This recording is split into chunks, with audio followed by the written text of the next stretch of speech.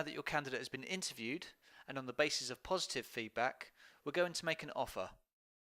Once again, the workflow to do this is done so from the Candidates tab. On the row of your intended candidate, under the Offer column, click on the arrow icon. This will launch the offer form. Here you'll be able to enter the proposition being offered by the client to the candidate.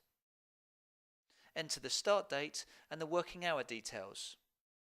If they are different, you will be able to record both the resourcing user and the user placing the offer.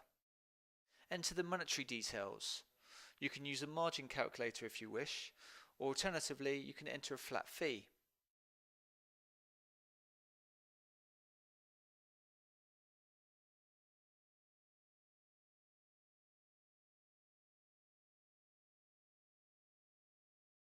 As standard, you'll be given the option to create a diary entry as well as a task.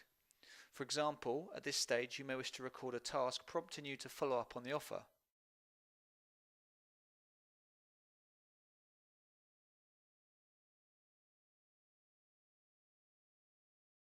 When you're ready, click Save.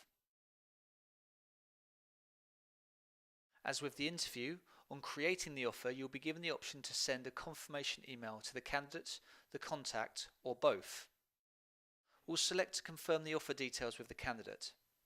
This can simply be an email, but there is the option to turn this into a meeting request if you'd like to schedule a time to discuss the offer.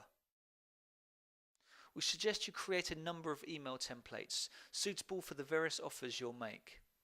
Further merge fields are also available whilst writing the email. When ready, press Send. Once the email is sent, you'll be given the option to send an email or meeting request to the contact. Again, the use of templates will aid the convenience of writing this email. Once again, when ready, press Send. The date the offer was made will be updated in the offer column.